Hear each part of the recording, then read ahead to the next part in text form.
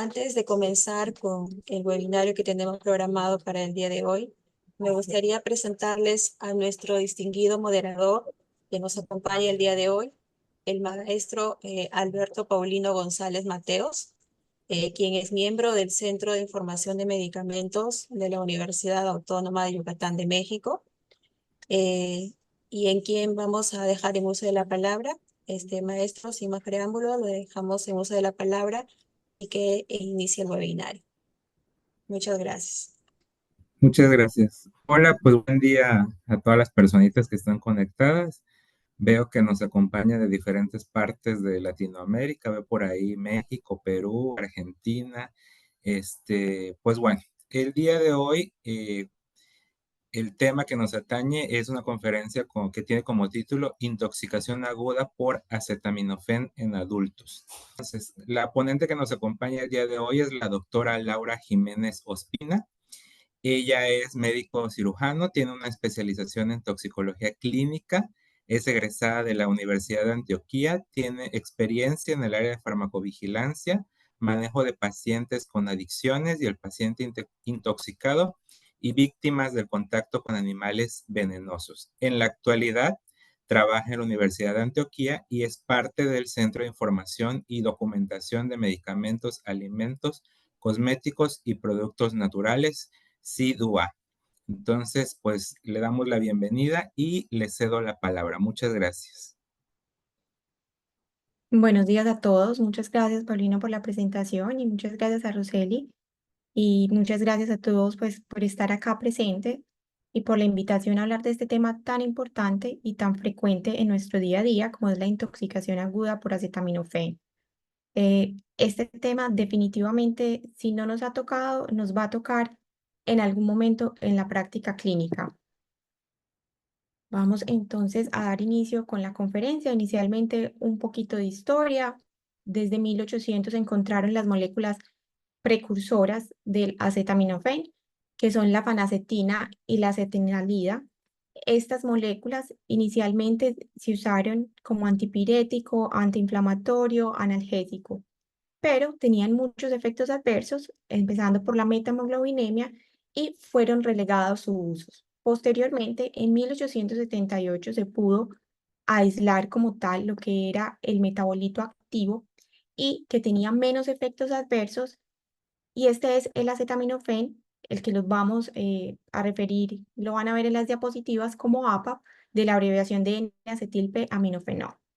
Para 1940 y 1950 su uso se hizo extenso en Norteamérica y en Europa.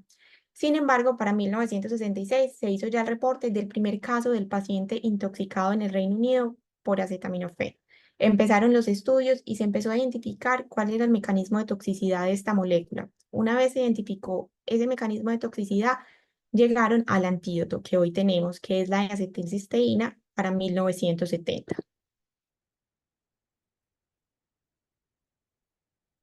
Y desde entonces, el uso masivo a nivel mundial y frecuente de este medicamento han hecho que sus efectos adversos, su sobredosificación, sean frecuentes y además que sea la causa más común de lesión hepática aguda grave en los países occidentales a la fecha.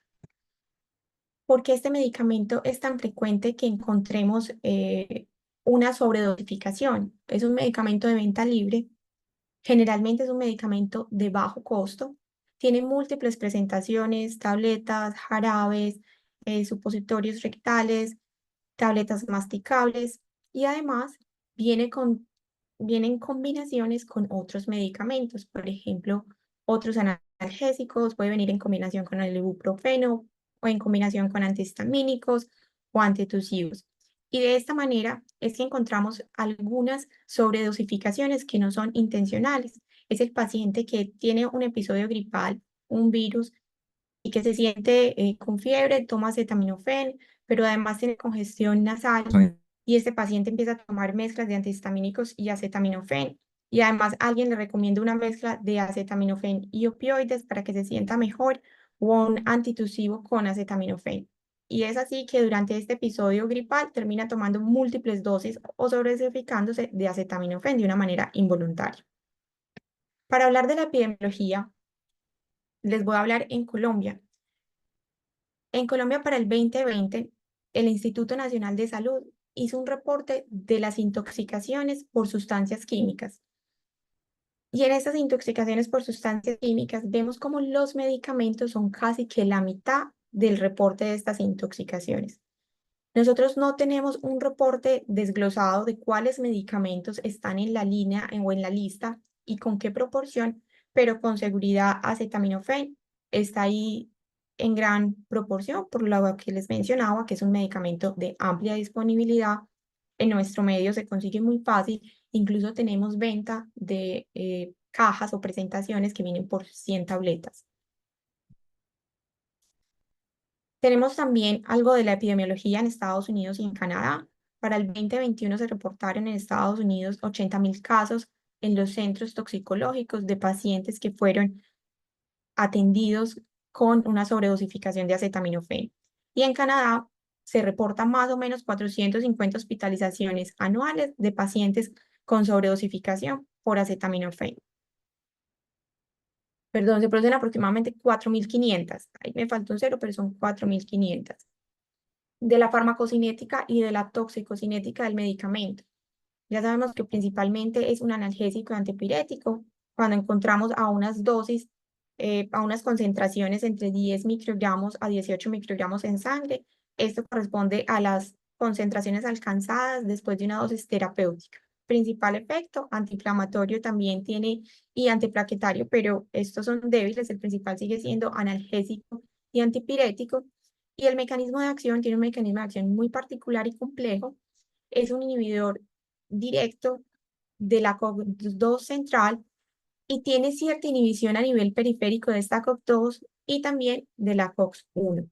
Pero además se ha mostrado que tiene su mecanismo de acción también en los receptores serotoninérgicos, opioides y cannabinoides, lo que hace que sea un mecanismo de acción bastante complejo. También de la farmacodinámica tenemos que la absorción se da en el intestino delgado. El pico máximo de absorción va a depender de la vía de administración. Si es una vía venosa, vamos a tener un pico máximo en 15 minutos o menor.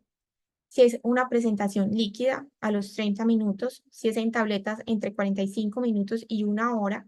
Y si es una liberación prolongada, entre 1 y 4 horas. La biodisponibilidad del medicamento es muy grande, casi que 60 a 98%.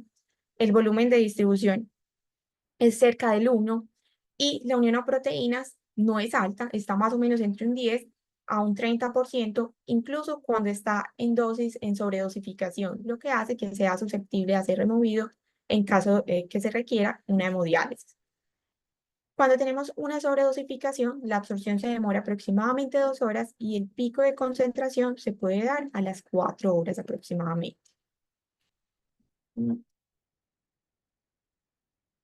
Cuando vamos a hablar del metabolismo del acetaminofén, este tiene varias vías.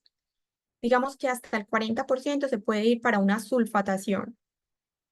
Aproximadamente hasta un 60% se puede ir por una glucuronidación, que estas son las principales vías, la sulfatación y la glucuronidación. Tenemos un porcentaje que se puede eliminar muy pequeño en orina sin cambios y otro porcentaje, aproximadamente un 5%, que a dosis terapéuticas va a convertirse en NADQI, que es el metabolito tóxico del acetaminofén. Pero en concentraciones terapéuticas, este metabolito tóxico va a ser eliminado, va a ser conjugado y va a ser eliminado sin ningún problema. Pero ¿qué pasa cuando nosotros ya tenemos concentraciones que van a ser concentraciones altas, concentraciones que van a ser tóxicas? Ya va a cambiar un poquito más este metabolismo. ¿Qué va a pasar? Esa sulfatación se va a consumir, se va a agotar y ya no va a estar tan disponible para tener un metabolismo, una ruta del 40%. ¿Qué pasa? Va a empezar a aumentar el metabolismo a través de la CYP2E1 y ese metabolismo puede alcanzar hasta el 50%. ¿Eso qué quiere decir?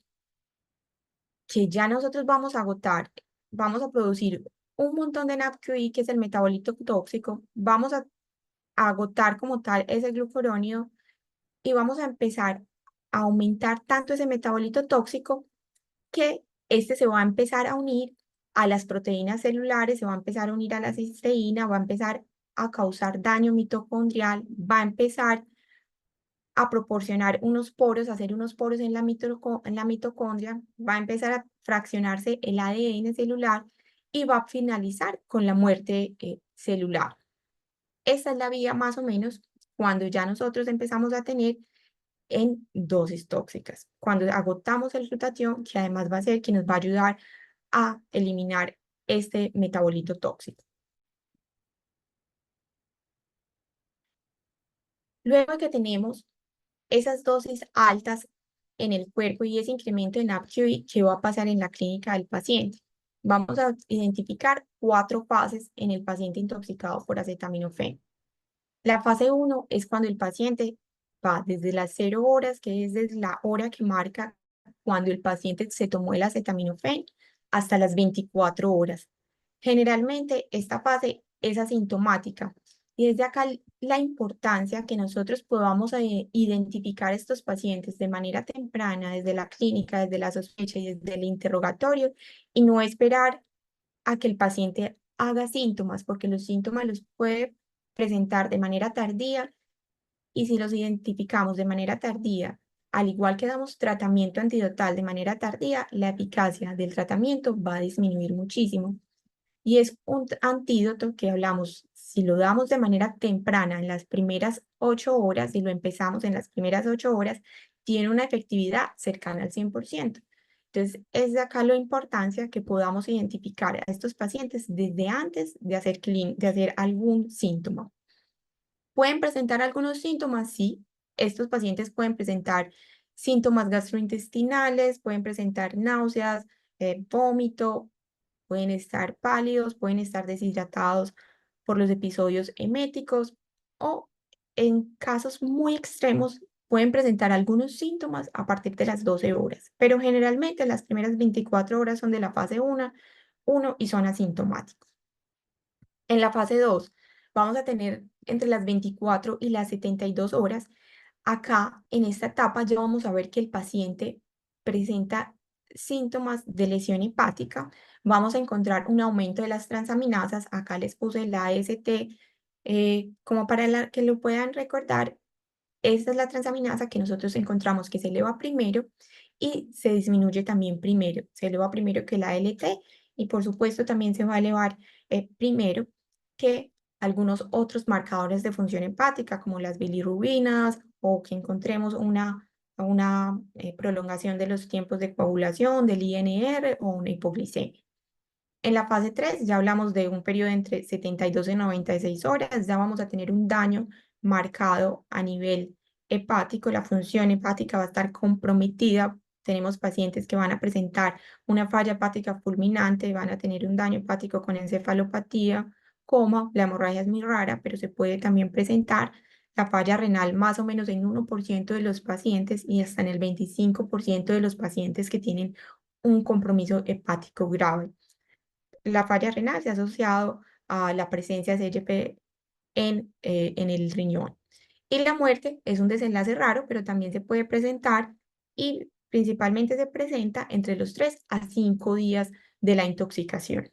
La fase 4 ya es la fase de recuperación completa, que se presenta entre los 4 y 14 días, y estos pacientes, como su nombre lo dice, van a recuperar por completo. Digamos que no van a quedar con ninguna cicatriz. Recordemos acá que nosotros hablamos que los pacientes van a tener una hepatotoxicidad producida por acetaminofén cuando tienen elevación de las transaminasas AST o ALT mayor de 1000.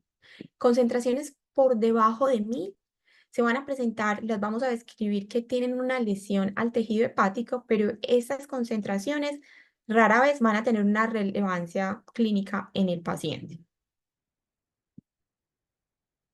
Determinación del riesgo.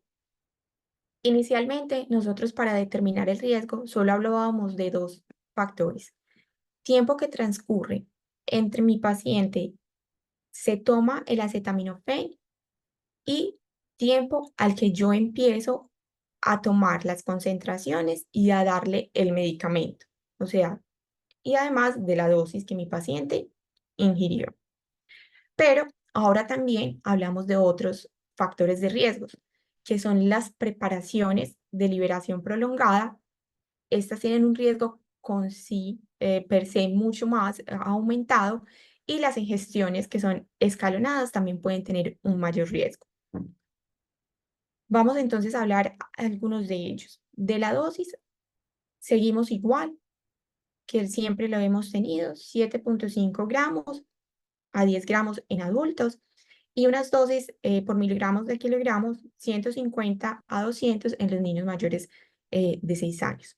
Hablamos de dosis de alto riesgo o intoxicaciones masivas. En algunas literaturas lo describen de la una alto riesgo o masiva, cuando tenemos ingestas de 30 gramos o más, o concentraciones que van a dar a las 4 horas en el nomograma de Ruckman-Mate mayor de 300. Momento de la ingestión. Entonces, acá tenemos que los momentos de la ingestión es importante para poder calcular el nomograma, quienes requieren tratamiento, y además porque nos va a hablar de la efectividad del tratamiento en caso que empecemos ese antídoto antes de las 8 horas. El tipo de preparación, si es de liberación modificada o no. Tenemos varias presentaciones de 665 miligramos, de los cuales 206 miligramos son de liberación inmediata, o los que vienen 325 y 325 de liberación inmediata y modificada. Otros factores de riesgo, la edad. El paciente adulto tiene mayor riesgo de tener una lesión hepática. Factores genéticos como el síndrome de Gilbert. Estos pacientes tienen la glucuronidación disminuida. El consumo de licor, pero es el consumo crónico. Estos pacientes ya tienen un daño hepático de base y además tienen una inducción de la serie P2E1. El uso agudo de licor no es un factor de riesgo para la hepatotoxicidad por acetaminofén. El uso concomitante de otros medicamentos, los inductores de la serie P2E1, isoniazida y rifampicina, por ejemplo, medicamentos que agotan el glutatión. Ahí tenemos algunos opioides, o los pacientes con desnutrición. En estos pacientes también tenemos mayor riesgo. Y ahora sí, el que nos va a hablar definitivamente del tratamiento como tal. En este tenemos el nomograma de Ruckman-Mate. Este nomograma fue un estudio que se hizo inicialmente. Este fue un estudio observacional, empezaron a ver cuáles pacientes, cuando trazaban estas líneas, se presentaban los pacientes y a cuáles concentraciones tenían mayor riesgo de hacer hepatotoxicidad. Inicialmente ellos trazaron una línea de 300 microgramos de la concentración, después bajaron a 200 y después encontraron que en esa línea de 200, estos habían todavía pacientes que seguían haciendo episodios de hepatotoxicidad, y ajustaron el nomograma con otras observación de otros pacientes y lograron bajar y extender este nomograma. Así es como nace el nomograma de Ruckman-Mate, extendiéndolo de 4 a 24 horas y teniendo una línea que va a ser de tratamiento de 150 y una línea de 200 que va a ser la que tiene mayor probabilidad de toxicidad. Tenemos cuándo no usar el nomograma, porque entonces este nomograma lo hemos usado tanto tiempo, viene siendo vigente durante tantos años, pero ahora tenemos otras condiciones, presentaciones combinadas, liberaciones modificadas, o incluso cuando se salen de esas 24 horas o no sabemos si el paciente cuándo se tomó este medicamento, no tenemos conocimiento. En estos casos no está recomendado usar el nomograma. Si mi paciente tiene un tiempo de ingesta desconocido, yo no puedo usar el nomograma. Este nomograma va de 4 a 24 horas. Si mi paciente yo no sé cuándo lo tomó, no lo puedo usar. ¿Qué no son las recomendaciones que tenemos? Si usted tiene alguna noción de cuál fue la toma del paciente, use la toma más temprano y lo puede usar en el nomograma, pero si no, definitivamente no lo va a usar, y lo que vamos a hacer es de inmediato, vamos a hacer que el paciente le vamos a tomar una concentración de acetaminofén en sangre y transaminasas. Si tenemos elevación de la AST o de las transaminasas, este paciente va a requerir manejo con el antídoto. Si el paciente tiene una concentración de acetaminofén detectable, vamos a hacer manejo antidotal. Entonces, resumiendo, paciente que tengo tiempo desconocido de ingesta, voy a tomar concentraciones de inmediato, no tengo que esperar hasta las 4 horas de posingesta, sino que apenas llegue mi paciente, tomo concentración y además voy a mirar las transaminasas. Si alguno o los dos están alterados, empiezo con tratamiento antidotal. Si están normales, pues el paciente no requiere tratamiento.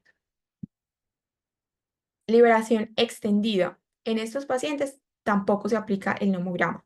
¿Qué puede pasar? Muchos de estos pacientes tienen lo que se llama nomograma cruzado, que también se ve en los pacientes que tienen presentaciones con opioides, por ejemplo.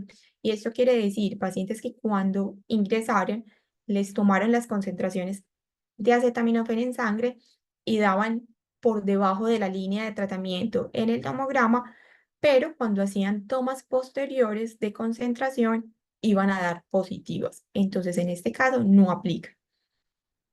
En los pacientes que tienen que han tenido una sobredosificación de acetaminofén con liberación extendida, si han tenido 10 gramos o el equivalente a 200 miligramos por kilogramo, en estos pacientes se inicia tratamiento.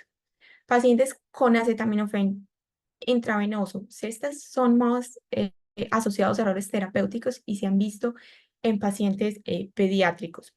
En estos pacientes, si han tenido una dosis de 60 miligramos por kilogramo, les vamos a dar tratamiento.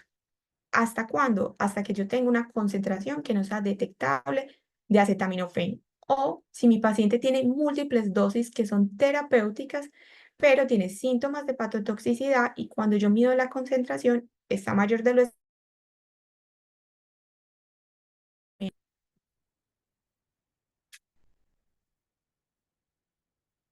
Estas son las recomendaciones de las guías australianas de qué investigaciones o paraclínicos tomar. Ellos son mucho más concisos en los laboratorios. Si ustedes miran las guías americanas, ellos hacen un perfil completo, un perfil hepático completo de entrada y un perfil metabólico también de entrada completo, pero ellos son un poquito más reservados. Ellos dicen, si mis pacientes, los australianos, en menos de 24 horas ingresó, ALT y concentración. Al completar el antídoto, solamente necesitamos transaminasas y no más. Si mi paciente a la hora de la ingesta hasta el antídoto han pasado más de 24 horas, concentración, transaminasas y pruebas de coagulación, INR, al igual que al completar el tratamiento. Si mi paciente tiene en algún momento elevación de las transaminasas, ahí sí debo hacer todo el perfil completo de laboratorio. Y además vamos a tener unos factores de mal pronóstico en los pacientes. ¿Cuáles van a ser esos factores de mal pronóstico? El paciente que llega con hipoglicemia, ya tenemos, o que nos está haciendo hipoglicemia, ya hay una falla en el funcionamiento hepático. El paciente que tiene alteración del estado de conciencia, que está somnoliento, ese paciente que no responde, tiene mal pronóstico. Que tiene compromiso renal, paciente de mal pronóstico. Que tiene prolongación en las pruebas de coagulación o que tiene niveles de ácido láctico mayor de 3.5 en cualquier momento o mayor de 3 posterior a la reanimación con líquidos o que tiene una acidosis metabólica después de la reanimación con líquidos endovenosos. Para el tratamiento, igual iniciar con todo paciente que llega al servicio de urgencia con el ABC, mirar la vía aérea, la ventilación, la circulación y evaluar si mi paciente es candidato o no a carbón activado. Para ser candidato a carbón activado necesitamos tiempo. Algunas guías me dicen 2 horas, otras guías me dicen hasta las 4 horas me puedo extender. Los americanos me dicen se puede extender hasta las 4 horas para darle el carbón activado a su paciente, pero sí o sí ese paciente debe de estar consciente y debe alerta y debe cooperar con el tratamiento.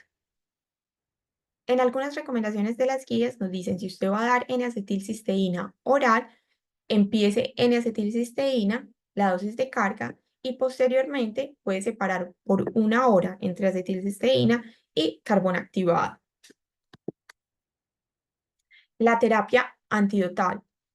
Como les decía yo, la N-acetilcisteína Este medicamento tiene varios mecanismos por los cuales nos va a ayudar a hacer el tratamiento del paciente con la intoxicación. El primero es que me va a donar grupos sulfhidrilos y va a hacer que esta sulfatación continúe y no se produzca NAPQI, el metabolito tóxico. Me va a donar glutatión y va a hacer que ese NAPQI que ya se produjo se pueda conjugar con el glutatión y lo pueda eliminar. Y lo otro me va a disminuir la toxicidad en todos los órganos, lo cual es igual otra ventaja. Entonces tenemos que este N-acetilcisteína va a actuar en diversos puntos de la toxicidad para mejorar el estado del paciente. Esquemas de tratamiento. Ya nosotros, según las guías que ustedes se refieran, van a haber múltiples esquemas de tratamientos. Nosotros en Colombia el que más usamos es el esquema de 3 bolsas, pero pasando la primera bolsa o el bolo en 1 hora. Inicialmente se hacía este bolo en 15-30 minutos, pero tenía muchas reacciones anafilactoides o nos tocaba entonces reducirla y por eso pues nos hemos acogido al esquema de 1 hora.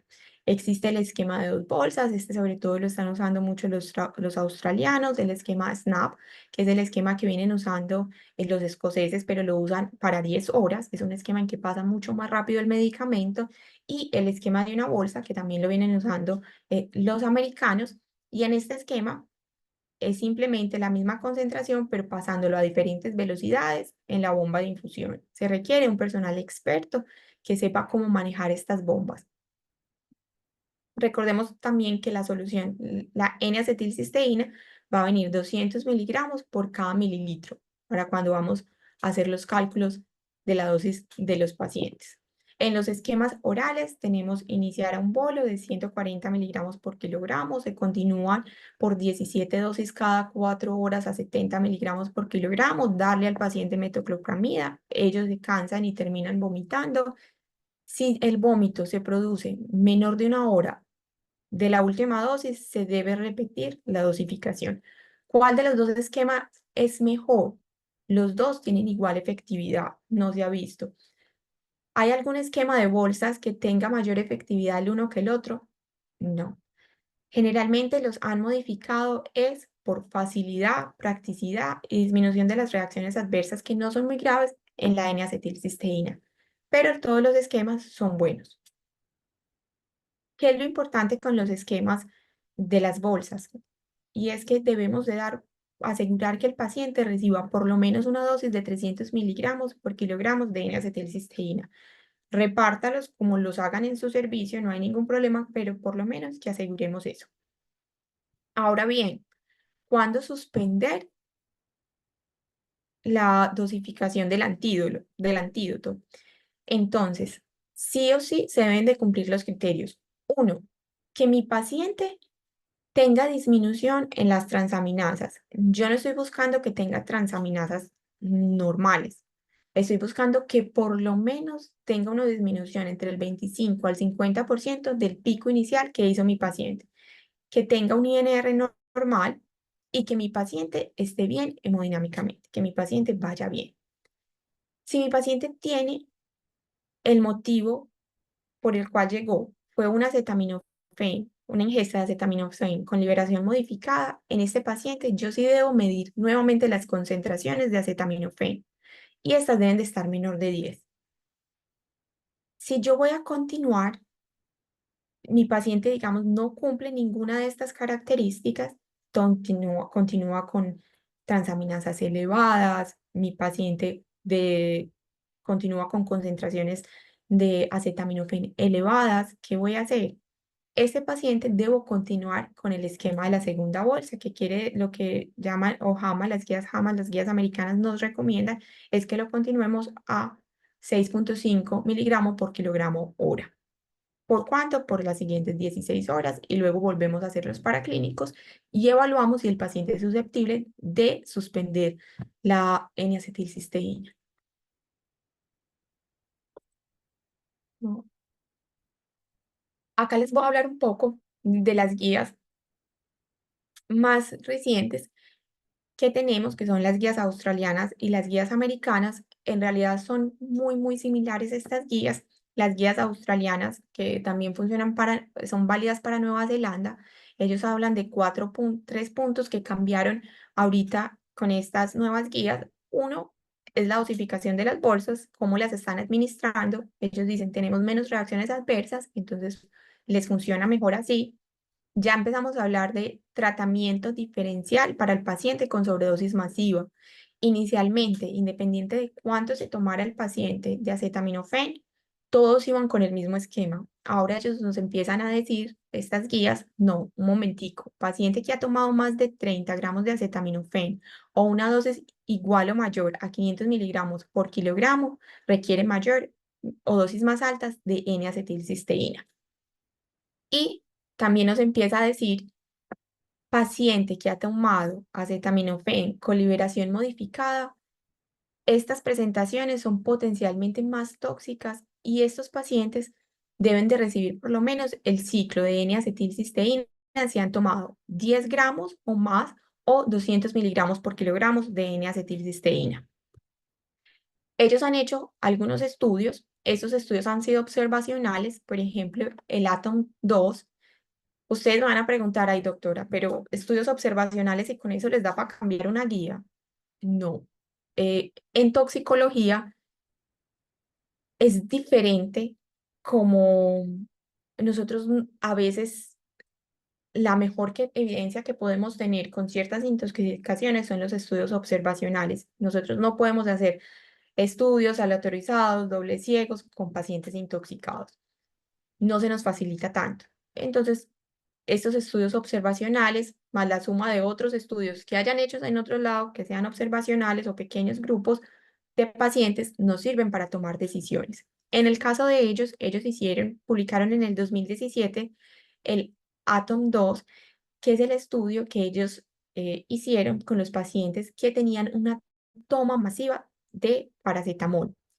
En estos casos, ellos evaluaron la efectividad de cuánto darles el carbón activado y si el aumento en la dosis de N-acetilcisteína servía o no.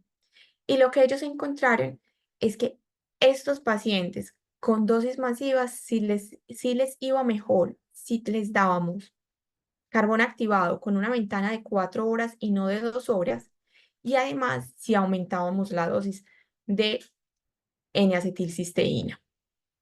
En estos casos, ellos encontraron que la dosis media, por ejemplo, de los pacientes llegaba hasta los 50 gramos, pero que sí les iba mucho mejor a aquellos pacientes que recibieron una dosis mayor de N-acetilcisteína. Lo mismo en el ATOM-3. Ellos encontraron, acá fue un estudio también prospectivo, observacional, en varios centros australianos, y lo hicieron con el acetaminofén de liberación modificada. ¿Qué encontraron ellos? En este caso, lo que ellos encontraron es que esta presentación de acetaminofén daba para que los pacientes siempre requerían un tratamiento mucho más prolongado, unas infusiones de N-acetilcisteína por más tiempo. Esto lo asociaban a que esta presentación tenía una absorción más errática, los pacientes tenían mayores tasas de patotoxicidad, incluso cuando llegaban a ser tratados en las primeras 8 o 6 horas posterior a la toma del medicamento. Y que las concentraciones o la farmacocinética de esta presentación eran mucho más impredecibles cuando se hacían en sobredosificación. Entonces, por esto, ellos también vieron, además, que los pacientes que tenían modificación, que estos pacientes tenían mayor riesgo y que casi que con dosis de 10 miligramos, a lo que veíamos antes, necesitaban N-acetilcisteína. Aquí lo que les quiero mostrar es cómo ellos empezaron. Es muy parecido a lo que hace las guías americanas, pero ellos lo hacen un poquito más desglosado del paciente que ingresa con una intoxicación aguda. ¿Qué vamos a hacer? Si llega a menor de 2 horas, acuérdense que el nomograma lo vamos a hacer a partir de 4 horas. Entonces, con este paciente le podemos dar carbón activado, pero esperamos hasta las 4 horas para poder hacer la toma de la primera concentración de acetaminofén y tomar los marcadores de hepatotoxicidad, como lo son las transaminasas. Si mi paciente tiene una concentración que está por encima de la línea de tratamiento, le vamos a dar N-acetilcisteína sin ninguna duda. Pero si no, este paciente lo vamos a mandar para la casa y le vamos a decir que vuelva en caso de algún síntoma de alarma, porque todavía existe el riesgo de un 1% de esos pacientes que mandamos para la casa que hagan algún grado de hepatotoxicidad. Pero si mi paciente, al que yo le medí la concentración de acetaminofén, tiene como tal una concentración que es por mayor del doble de la línea de tratamiento, o sea, de 300, no de 150, la segunda bolsa, ellos dicen, no le dé 100, dele 200 miligramos por kilogramo en las siguientes 16 horas. Pero si no, lo vas a dar con la infusión normal.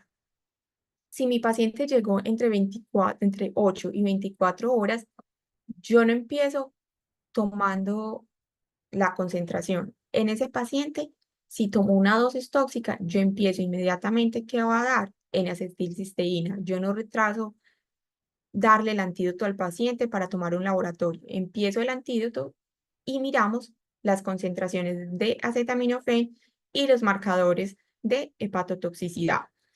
Si mi paciente que llegó entre 8 y 24 horas, este paciente tenía unas líneas, estaba por debajo de la línea de tratamiento y las transaminasas no estaban elevadas, este paciente puede definitivamente como tal terminar su tratamiento y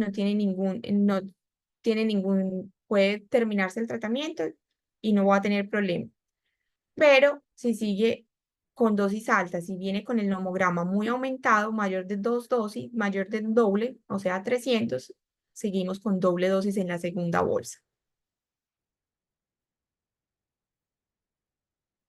Si mi paciente que llegó después de las 24 horas, después de que le empiezo el N-acetilcisteína, medí las concentraciones y medí los marcadores, si este paciente tiene unas concentraciones que están bajas, menor de 10 y no tiene alteración en transaminasas, podemos parar la infusión que teníamos. Pero si no tiene si tiene unas concentraciones mayor de 10 o alteración en transaminasas, seguimos completando la infusión de N-acetilcisteína. Estas son las guías americanas, lo único que cambia es que ellos sí tienen un perfil que inmediatamente hacen más laboratorios, pero básicamente son muy, muy similares.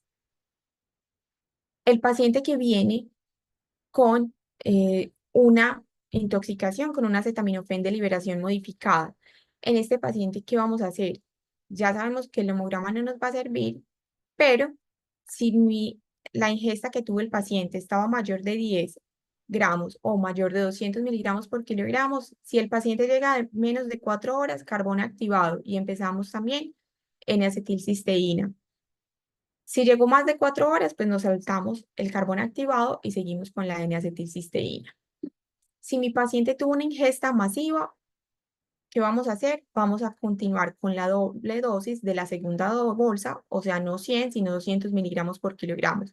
Y si no, lo que vamos a hacer en todo paciente que tenga una ingesta de paracetamol de liberación prolongada, modificada, lo que vamos a hacer es tomar una dosis por lo menos 4 horas después de la ingesta y una segunda concentración de acetaminofén 4 a 6 horas después de la primera toma de la concentración de acetaminofén.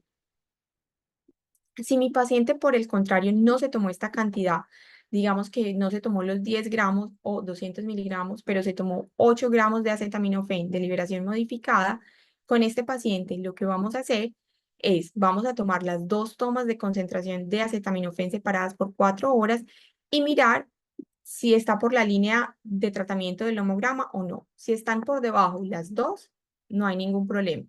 Pero si está alguna de las dos por encima, este paciente debe ser tratado.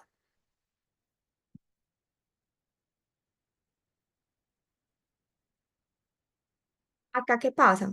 Si mi paciente tiene dosis terapéuticas, supraterapéuticas que van a ser repetidas, ¿Qué quiere decir esto? Que mi paciente ha tomado más de 10 gramos. Esto no es de liberación modificada. Aquí ya hablamos de una liberación normal. Liberaciones, tomas repetidas de 10 gramos o más de 200 miligramos por kilogramo en un periodo de 24 horas. O si mi paciente tiene una ingesta de más de 12 gramos o 300 miligramos por kilogramo en 48 horas. O si tiene una dosis máxima total, o sea, 4 miligramos día, por más de 2 días, y este paciente además tiene síntomas como dolor abdominal, náuseas o vómito, con ese paciente, si no tiene ninguna de esas, no tratamos. Pero si tiene alguna de estas anteriores, lo que vamos a hacer es mirar las concentraciones de acetaminofén y vamos a mirar los niveles de ALT. Si tiene unas concentraciones menores de 50, si tiene un nivel de ALT menores de 50 o normales y tiene unas concentraciones de acetaminofén menor de 20, con este paciente no requiere N-acetilcisteína. Pero si este paciente tiene, por el contrario, elevación de transaminasas y tiene concentraciones de acetaminofén mayor de 20, a este paciente le vamos a hacer el tratamiento antidotal. Las guías americanas, acá se las dejo a un lado para la comparación. En lo único que cambian es que ellas de inmediato hacen más exámenes paraclínicos, pero en resumiendo, son lo mismo. Las guías americanas, ahorita que salieron estas guías de JAMA, ellos son hacen una de las aclaraciones y es que la ingesta aguda o la intoxicación aguda de acetaminofén es la que se da en el periodo de 24 horas y no, como dicen en algunas otras guías, lo restringen a 4, en la toma en 4 horas o 8 horas. Y ellos dicen que se debe extender a las 24 horas porque los estudios iniciales todos se hicieron en 24 horas para dar los nomogramas. Entonces, por eso ellos lo dejan en 24 horas. De las reacciones adversas de N-acetilcisteína, ahorita les contaba que generalmente no se hacen reacciones graves. Las más frecuentes son gastrointestinales, son reacciones anafilactoides, no son mediadas por inmunoglobulina E. La mayoría, como les decía, no son severas. En caso que el paciente haga una reacción severa, una reacción anafiláctica, tratar como la reacción anafiláctica, esperar que mi paciente esté estable, darle su adrenalina y además este paciente debe, una vez lo establecemos, reiniciar con el tratamiento antidotal. Y recordar que la dosis máxima con la que calculamos la N-acetilcisteína es para 100 gramos. Si tenemos un paciente con obesidad, un peso mayor de 100 kilogramos, no vamos a calcularle sino hasta el máximo, que son los 100 kilogramos para calcular la dosis.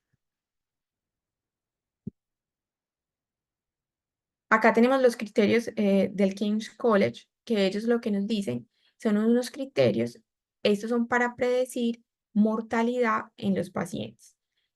Y una tasa, los pacientes que tengan positivo, estos criterios van a tener una tasa de supervivencia menor del 20%. Y si estos pacientes, la mayoría de estos pacientes van a requerir un trasplante, la supervivencia sin trasplante va a ser entre 20 a 40%.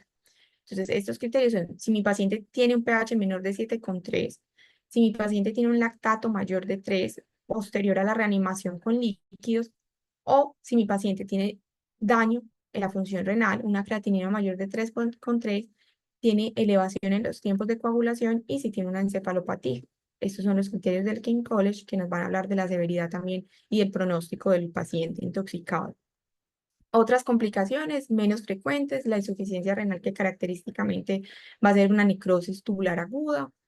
Se pueden ver cambios en el sistema nervioso central, una encefalopatía hepática, pueden haber pancreatitis que también es poco frecuente y el daño miocárdico, que hay reportes de casos de estos.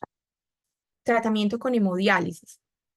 Estas guías publicadas en JAMA nos dicen si el paciente tiene una concentración de acetaminofén mayor de 900, que viene siendo tratado además con N-acetilcisteína, que tiene una acidosis, que tiene alteración de la conciencia, es el candidato perfecto para llevarlo a hemodiálisis. Si el paciente se lleva a hemodiálisis, la velocidad de infusión de la N-acetilcisteína debe estar por lo menos en 12.5 miligramos por kilogramos, porque también la hemodiálisis va a remover cierta parte de la N-acetilcisteína. Si por alguna razón el paciente está recibiendo N-acetilcisteína oral por sonda, no tenían nada más en el centro donde lo estaban tratando al paciente, no necesita dosis de ajuste para la hemodiálisis. ¿Qué nos dicen estas guías JAMA que salieron?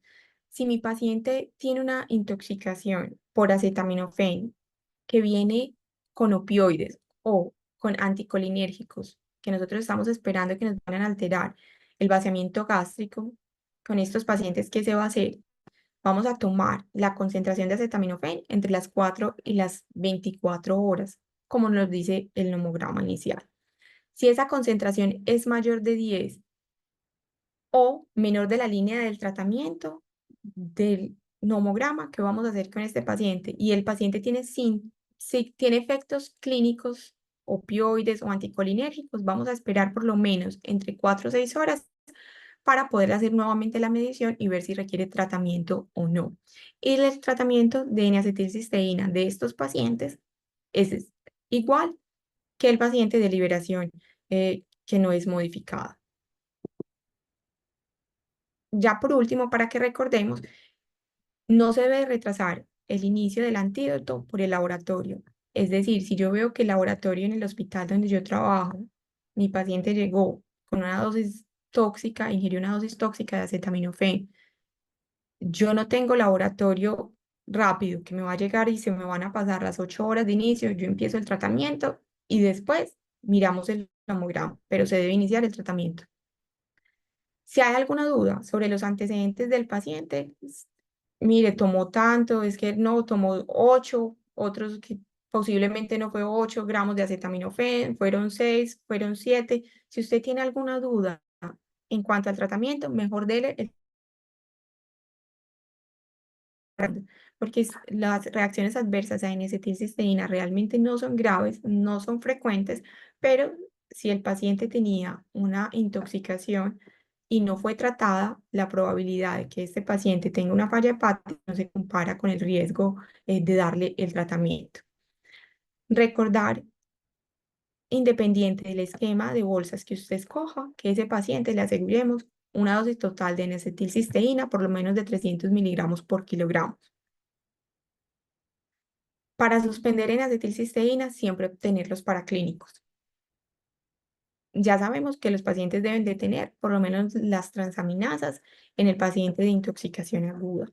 Y en el paciente que tenía intoxicación de liberación modificada, tener concentraciones. Vienen ahorita otros estudios que se han hecho si el paciente necesita, se beneficia de fomepizol. Todavía no tenemos algo que nos guíe, que nos den como tal un aval de este tratamiento, y otros marcadores de toxicidad que podrían ser muy útiles, sobre todo en los casos de intoxicación con liberación modificada o en los casos en los que no podemos usar el nomograma, todavía no tienen buena evidencia y no han sido estandarizados como tal. Entonces, por ahora ninguna de las guías los recomienda. Bueno, eso es todo por hoy. Muchas gracias.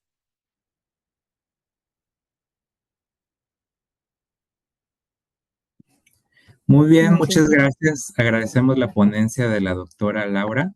Nuevamente, gracias a todos. Gracias, doctora Laura Jiménez, por participar en este ciclo de webinarios de la red de Centros de Información de Medicamentos de Latinoamérica y el Caribe, ¿no? Gracias a todos por su participación. Y hasta el próximo webinario. Que tengan un excelente día. Muchísimas Gracias, gracias. Roseli. Feliz día a todos.